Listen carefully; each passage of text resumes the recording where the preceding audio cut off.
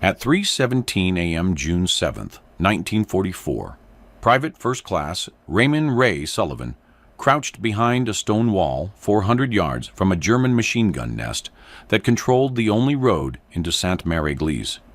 He had no rifle, no grenades, no ammunition of any kind, just a French farmer's pitchfork, a rusted hatchet, and a canvas sack containing 3 glass bottles filled with lamp oil.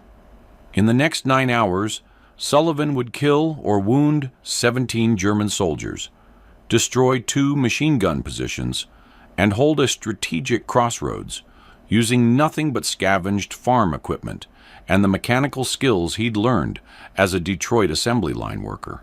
By the time reinforcements arrived, the bodies were arranged in a defensive perimeter so methodical that Allied intelligence initially suspected a full squad had made the stand.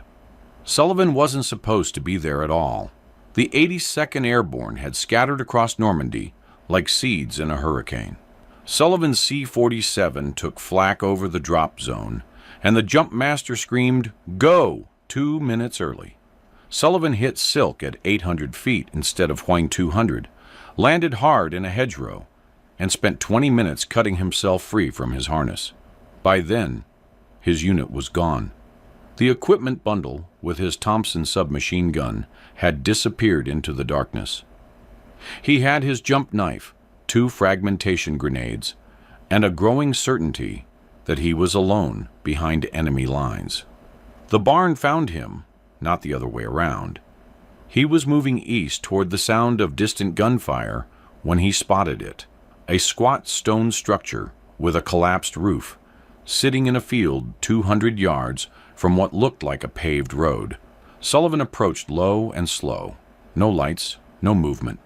The door hung crooked on leather hinges. Inside, the smell hit him first. Old hay, manure, machine oil, and something else. Blood. Recent blood. A dead paratrooper lay face down near the back wall. Sullivan rolled him over. Private Eddie Vance, 505th Regiment.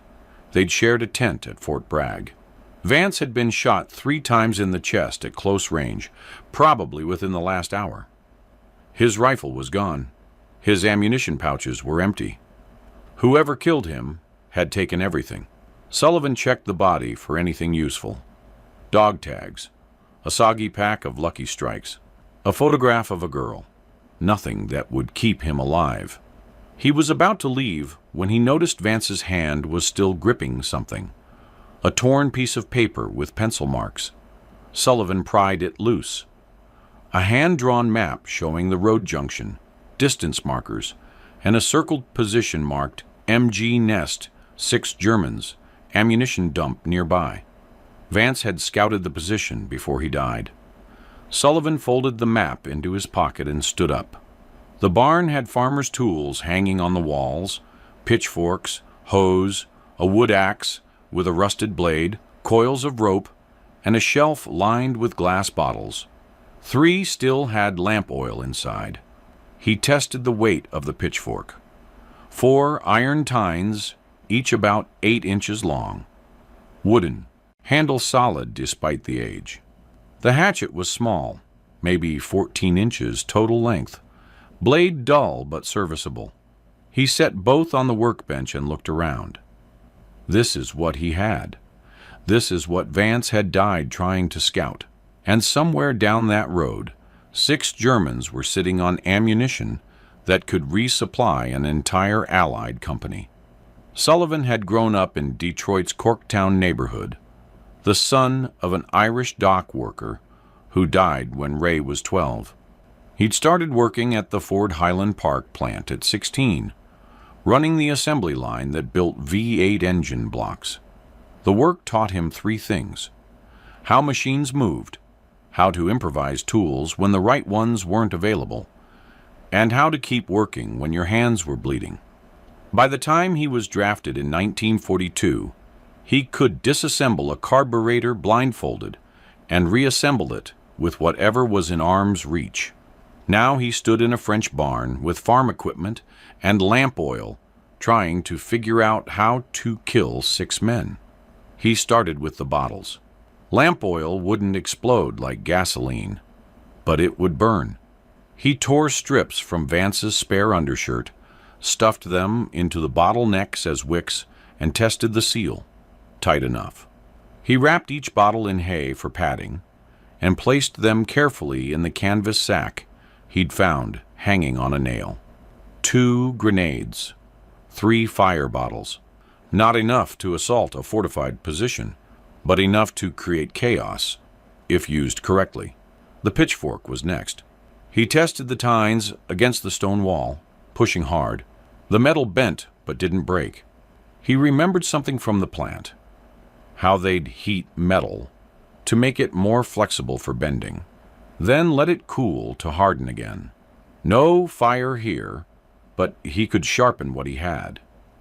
He found a whetstone near the workbench and spent 15 minutes grinding each tine to a point.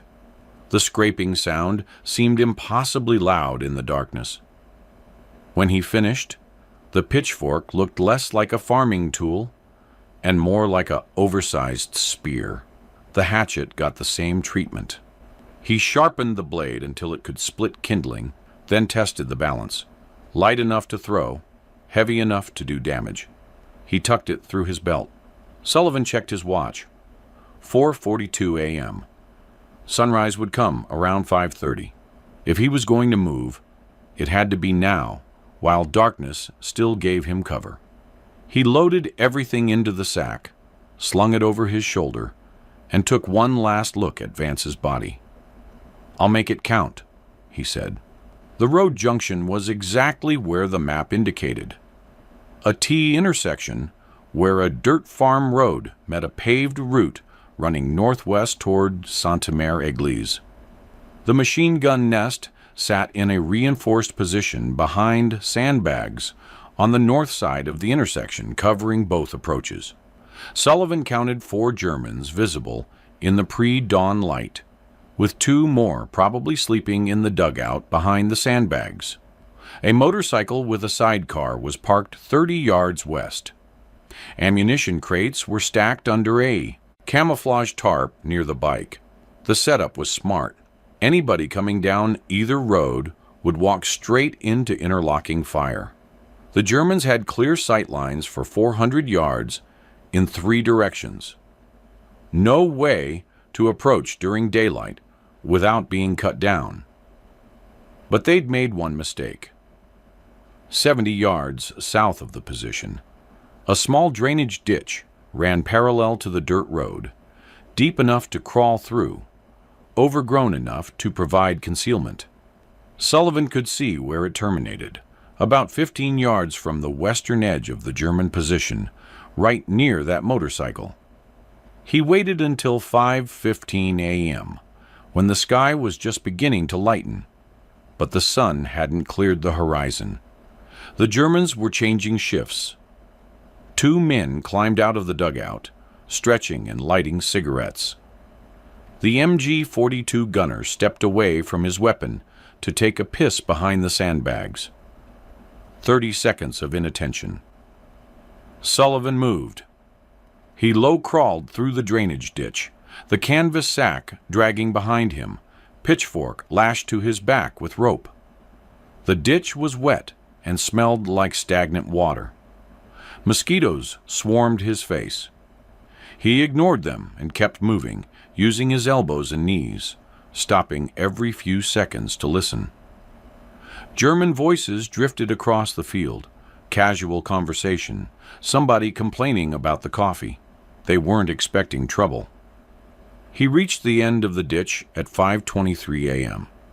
15 yards to the motorcycle, 10 yards to the ammunition crates, 20 yards to the machine gun position. He could see the Germans clearly now. 6 men total, just like Vance's map indicated. 3 were awake and alert. 3 looked half asleep, sitting with their backs against the sandbags, rifles propped beside them. Sullivan pulled the first fire bottle from the sack. He lit the wick with a match, waited 3 seconds for it to catch, and threw it underhand toward the ammunition crates. The bottle arced through the air, turning end over end, trailing a thin line of smoke. It hit the ground 2 feet short of the crates, shattered, and spread burning oil across the dirt. The Germans shouted in surprise. One grabbed a shovel and tried to beat out the flames. Another ran toward the motorcycle to move it away from the fire. Sullivan threw the second bottle. This one hit the motorcycle's fuel tank directly. The gasoline ignited with a soft whump, and flames engulfed the bike. The German who'd been trying to move it stumbled backward, his uniform smoking. He screamed and dropped to the ground, rolling to extinguish the fire on his legs. Now they knew someone was out there. The MG-42 gunner sprinted back to his weapon and swung the barrel toward the ditch. Sullivan was already moving, sprinting at an angle toward the western flank of the position, using the smoke from the burning motorcycle as cover. He heard the machine gun open up, a sound like ripping canvas, impossibly fast, 200 rounds per minute tearing through the air where he'd been 5 seconds earlier. He dove behind a small rise in the terrain, pulled the third bottle, lit it, and threw it blind over the top of the rise toward the machine gun position. He didn't see where it landed, but he heard glass break and German voices shouting. The machine gun went silent. Sullivan pulled his first grenade, yanked the pin, counted 2 seconds, and lobbed it toward the voices. The explosion came 3 seconds later, a flat crack that echoed across the field. More shouting, someone screaming in pain. He had 1 grenade left, and no more bottles. The pitchfork and hatchet were all that remained. He stayed low and circled north, using the smoke and confusion to reposition. The Germans were scrambling now, trying to figure out how many attackers they were facing and where the next assault would come from. Sullivan reached a hedgerow 30 yards northwest of the position and finally got a clear view. The motorcycle was still burning. 1 German lay motionless near the ammunition crates, killed by the grenade. Another was on the ground clutching his leg, blood spreading across his trousers. That left 4 combat-effective soldiers, and they were organizing. The sergeant was barking orders, repositioning men to cover different approaches, getting the MG-42 back in action.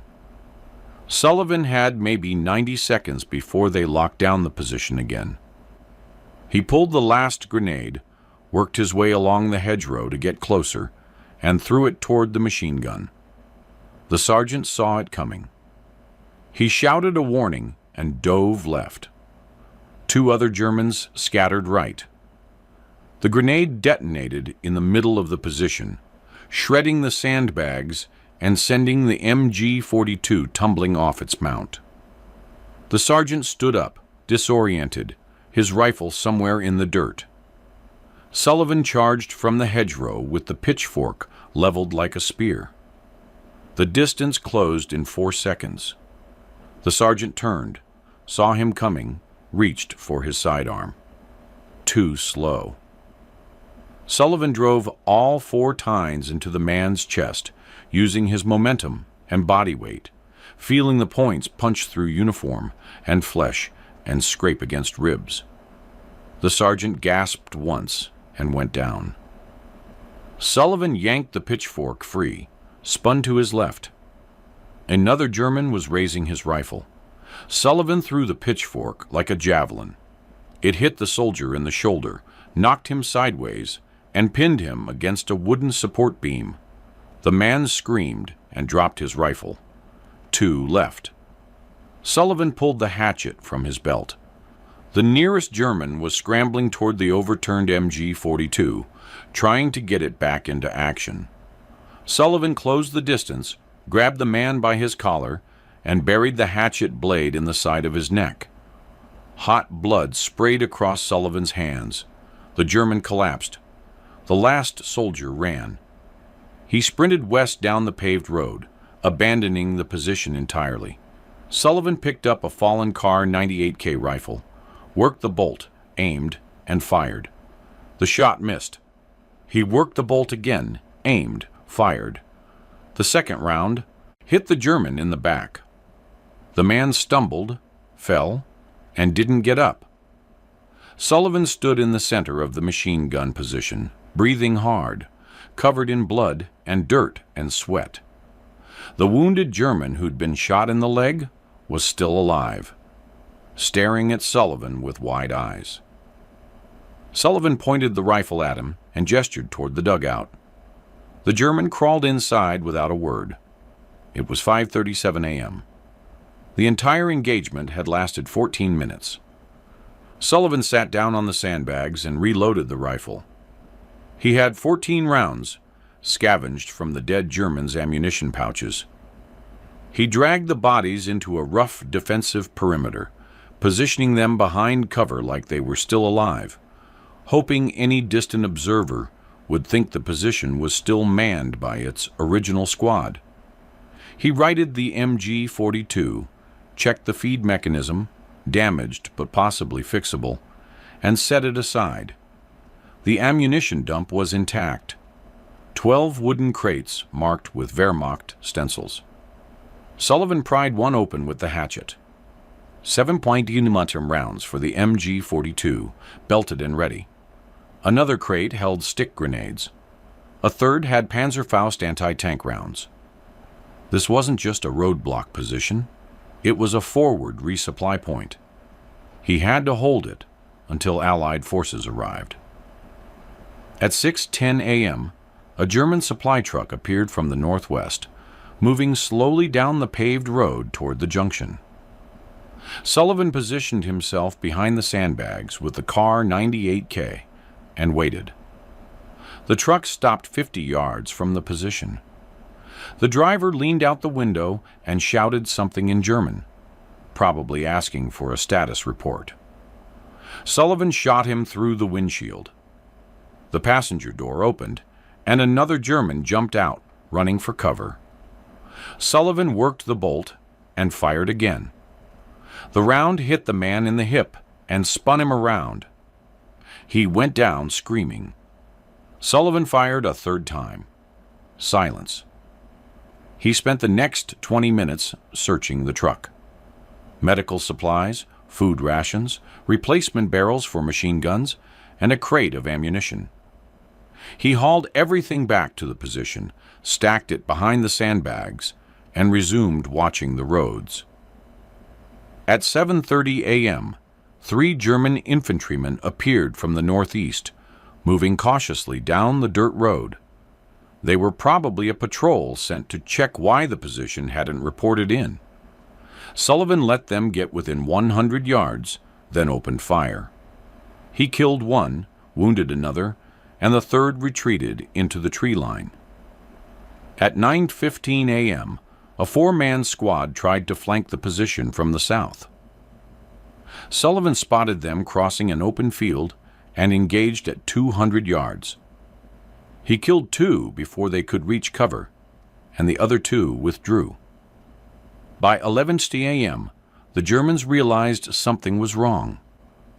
They stopped sending small patrols and started massing for a real assault.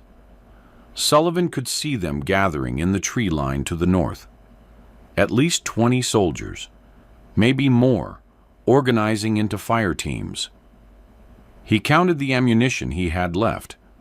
8 rounds for the Kar 98K, 4 stick grenades, and the damaged MG-42 that might fire 3 bursts before jamming permanently. He was going to die here. He thought about Vance, lying in that barn with 3 bullets in his chest. He thought about the map in his pocket and the German sergeant's face when the pitchfork punched through his ribs, and the way the hatchet had felt in his hand when he swung it. He thought about the Ford plant in Detroit and the assembly line, and the way his hands had always been covered in grease. Then he heard engines from the south, American engines. 2 M8 Greyhound armored cars came roaring up the dirt road, their 50 caliber machine guns already traversing toward the German tree line. Behind them came 3 jeeps full of 82nd Airborne Paratroopers. The lead Greyhound stopped 30 yards from Sullivan's position, and a lieutenant climbed out of the hatch. "Who the hell are you?" the lieutenant shouted. "Private Sullivan, 505th Regiment," Sullivan called back. "I've been holding this junction since SO 5:30. The lieutenant stared at him, then at the bodies arranged around the position, then at the burning motorcycle and the destroyed supply truck. "By yourself?" "Yes, sir." "Where's your weapon?" Sullivan held up the pitchfork. The lieutenant looked at it for a long moment. Then he looked at the hatchet tucked in Sullivan's belt, and the dried blood on Sullivan's uniform, and the exhaustion in his eyes. "Jesus Christ," the lieutenant said quietly. The Germans in the tree line opened fire. The 50 cals on the Greyhounds answered immediately, raking the tree line with heavy rounds. The paratroopers dismounted and spread out, establishing a proper defensive perimeter. The firefight lasted 11 minutes before the Germans withdrew. Sullivan sat down on the sandbags and closed his eyes. The lieutenant's name was Hargrove, and he filed a report that same afternoon describing how his patrol had discovered a single paratrooper holding a strategic crossroads against multiple German counterattacks. The report mentioned 17 enemy KIA confirmed at the scene, destroyed German equipment, and an intact ammunition dump that would resupply 2 Allied companies. What it didn't mention was the pitchfork, or the hatchet, or the lamp oil bottles. Hargrove had quietly removed those items before his commanding officer arrived. "You used farm equipment to kill Germans?" Hargrove had asked while they waited for the brass. "I used what I found," Sullivan said. "They're going to court-martial you if they find out." "I know." Hargrove had looked at the bodies again, at the methodical way they were positioned, at the evidence of close-quarters combat. "I'm leaving the improvised weapons out of my report," he said finally. "Official story is you scavenged German rifles and fought a defensive action with captured equipment. That's within ROE. Understand?" Sullivan understood. The story spread anyway. Paratroopers talk, and by evening the entire 82nd Airborne had heard some version of it. A guy from the 505th held a crossroads with a pitchfork and a farmer's axe, killed 17 Germans, and walked away without a scratch. Some versions said he fought for 6 hours. Some said 12. Nobody believed the pitchfork detail until they saw it themselves, still leaning against the barn wall where Sullivan had left it, 4 tines stained dark brown. Captain Webster from S2 Intelligence arrived on June 8th to debrief Sullivan personally. They sat in a captured German bunker while Webster read through Hargrove's report, occasionally glancing up at Sullivan with an expression somewhere between disbelief and concern. "Lieutenant Hargrove indicates you held the position from 05:30 until 1147 hours using scavenged enemy weapons," Webster said. "That's 6 hours and 17 minutes. "Yes, sir." "He also indicates you eliminated 17 enemy combatants during that period." "I counted 17 bodies, sir. Some might have been wounded and evacuated." Webster set down the report. "Private Sullivan, I need you to be completely honest with me. Did you engage enemy forces using non-standard weapons? Specifically, did you use farm implements or improvised weapons at any point during this engagement?" Sullivan met his eyes. "I used what was available, sir." "That's not an answer." "It's the only answer I have, sir." Webster studied him for a long moment. Then he picked up a pencil and made a notation on the report. The official record will reflect that you conducted a successful defensive action using enemy weapons acquired in the field, he said carefully. However, if evidence emerges that you violated the laws of land warfare by using non-sanctioned weapons against uniformed combatants, you could face disciplinary action up to and including court-martial. Do you understand? Yes, sir. Good. Webster closed the folder. For what it's worth, Private, what you did saved lives. That ammunition dump resupplied Easy Company when they needed it most. A lot of men are alive today because you held that crossroads. Sullivan said nothing. Webster stood up. I'm recommending you for the Bronze Star. The paperwork will take a few weeks to process, but you should receive the medal by August at the latest. He didn't. The recommendation disappeared somewhere between regimental headquarters and division command. Nobody could explain exactly where or why, but Sullivan suspected Captain Webster had been overruled by someone higher up the chain who'd heard the real story and didn't want to officially acknowledge that an American paratrooper had killed German soldiers with a pitchfork. The U.S. Army had a reputation to maintain, and farm equipment didn't fit the narrative. Sullivan didn't care about the medal. What bothered him was what happened 3 weeks later. On June 29th, Sullivan was reassigned from frontline duty to a training role at a replacement depot in southern England. The official explanation was that his unique combat experience would be valuable for instructing new paratroopers. The unofficial explanation came from a sergeant who'd been in the tent when the orders arrived. They're pulling you off the line because you're an embarrassment, the sergeant said bluntly. You made them look bad.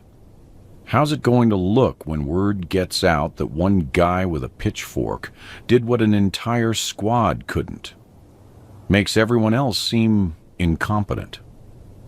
Sullivan spent the next 7 months teaching replacement paratroopers how to navigate behind enemy lines, scavenge equipment, and survive when separated from their units.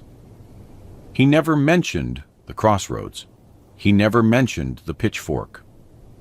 When pressed by students who'd heard rumors, he'd say only, "Use what you've got. Improvise when you have to. Stay alive." The Bronze Star recommendation resurfaced in January 1945, this time downgraded to a commendation letter. Sullivan received it during a formation at the training depot. The commanding officer read a brief citation about extraordinary defensive action and handed Sullivan an envelope. No medal, no ceremony. Just a piece of paper that went into his service record and was never mentioned again. In March 1945, Sullivan requested reassignment to a combat unit. The request was denied. He requested again in April, denied. In May, Germany surrendered, and the question became moot. Sullivan was discharged from the Army in November 1945 with an honorable discharge, a commendation letter he never framed, and 17 confirmed kills that didn't appear in any official after-action report. He took a train back to Detroit, walked into the Ford Highland Park plant, and asked for his old job back. The foreman remembered him and said yes. He worked on the assembly line for the next 32 years. He married a woman named Catherine Brennan in 1947. They had 3 children, 2 sons and a daughter. He bought a small house in Dearborn, coached Little League baseball on weekends, and attended Mass every Sunday at St. Alphonsus. When anyone asked about the war, he'd say he'd been in the 82nd Airborne, jumped into Normandy on D-Day, and spent most of his time in England training replacements.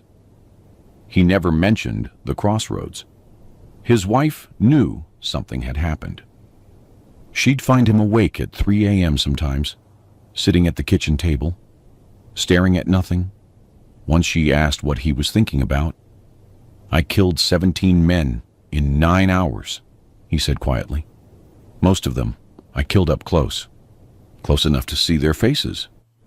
She took his hand. "Did you have a choice?" "No." "Then you did what you had to do." He never talked about it again. In 1977, Sullivan retired from Ford at age 56.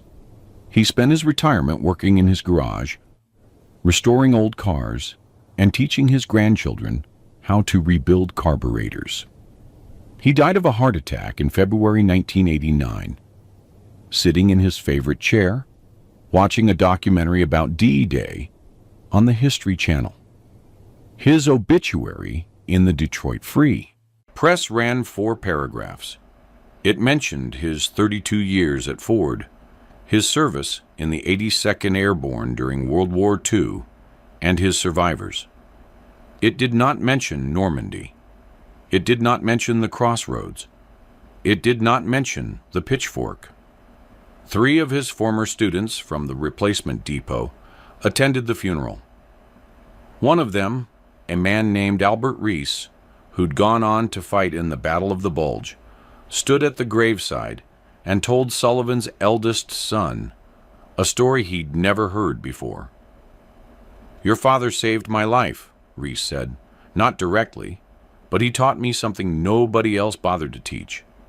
He said that in combat, there's no such thing as the wrong tool. There's only the tool you have and the job that needs doing. I was trapped behind German lines in December '44, completely out of ammunition, and I remembered what your father said. I used a broken shovel and a length of wire to create a trap that killed 2 Germans and gave me time to escape. I'm alive today because your father taught me that." Sullivan's son asked if his father had ever done something similar. Reese smiled. "Ask around the 82nd Airborne. Ask about the crossroads. They'll tell you." By then, the story had calcified into legend. Veterans told different versions. Some said Sullivan killed 20 Germans. Some said 30. Some said he held the position for 2 days straight. A military historian researching the 82nd Airborne's actions in Normandy found references to the incident in 3 separate after-action reports, each describing it slightly differently, none mentioning farm equipment. The historian, Dr. Margaret Fenton, eventually tracked down Lieutenant Hargrove in 1994. Hargrove was 73 years old, living in Maryland, and suffering from early-stage dementia. But he remembered the crossroads. "I removed the pitchfork from my report because I didn't want the Army to bury what he'd done," Hargrove said during the interview. "If I'd included the truth, that this kid held a strategic position for 9 hours using farm equipment, they would have classified it, buried it, maybe court-martialed him for using non-standard weapons. Better to lie and let him keep his honor than tell the truth and watch them destroy him for it." Fenton asked if he regretted the decision. "Every day," Hargrove said. "That soldier deserved the Medal of Honor. Instead, he got a letter and a lifetime of silence." The pitchfork itself survived the war.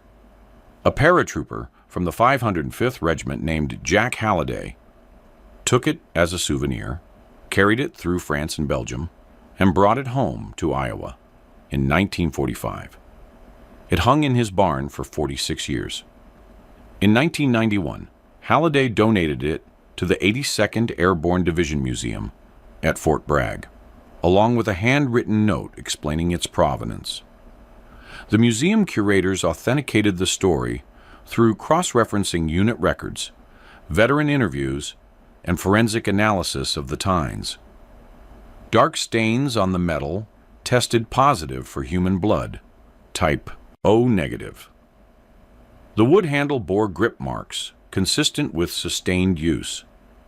The museum put the pitchfork on permanent display in 1993 with a placard that read, "Farm pitchfork used by PFC Raymond Sullivan, 505th Parachute Infantry Regiment, to defend a strategic crossroads near Sainte-Mère-Église on June 7, 1944. Sullivan held the position for 9 hours against multiple German counterattacks, using scavenged equipment and improvised weapons. His actions secured a critical ammunition resupply point that supported Allied operations during the Normandy invasion. 40,000 visitors see it every year. The broader lesson from Sullivan's stand didn't register with military planners until the 1950s, when the U.S. Army began developing formal doctrine around improvised weapons and field expedient tactics. The Korean War had demonstrated repeatedly that soldiers separated from their units needed to survive using whatever they could find.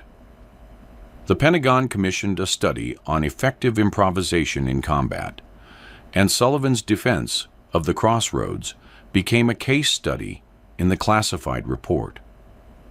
By the Vietnam War, the Army was teaching improvised weapons tactics as part of SEER: survival, evasion, resistance, escape, training. Instructors used historical examples to illustrate principles, and Sullivan's name appeared in training manuals alongside other soldiers who demonstrated extreme adaptability under fire. The specifics were often sanitized or altered, but the core lesson remained. When conventional weapons aren't available, a soldier must improvise, adapt, and overcome using whatever tools the environment provides. Modern Special Forces training still includes this principle. Navy SEALs, Army Rangers, and Delta Force operators all learn field expedient weapons tactics. The tools have changed. Improvised explosives, 3D printed components, repurposed technology. But the underlying philosophy traces directly back to soldiers like Sullivan, who proved that desperation and ingenuity could overcome superior firepower. That's how actual military innovation happens, not through committees or think tanks or research grants. Through a 22-year-old kid from Detroit who found himself alone behind enemy lines with nothing but a farmer's pitchfork and the mechanical skills he'd learned building car engines. Through the decision to fight instead of hide, to use whatever was available instead of waiting for the right tool, to hold ground that nobody expected him to hold. Raymond Sullivan never received the Medal of Honor. He never received the Bronze Star. He worked on an assembly line for 32 years, raised 3 children, and died watching television. But the pitchfork is still there in the museum, the tines still stained dark, a physical reminder that warfare isn't always won by the best-equipped army. Sometimes it's won by one man who refused to surrender, even when all he had was farm equipment and time. If you found this story compelling, please like this video. Subscribe to stay connected with these untold histories. Leave a comment telling us where you're watching from, and share this with someone who appreciates the extraordinary courage of ordinary soldiers. Thank you for keeping these stories alive.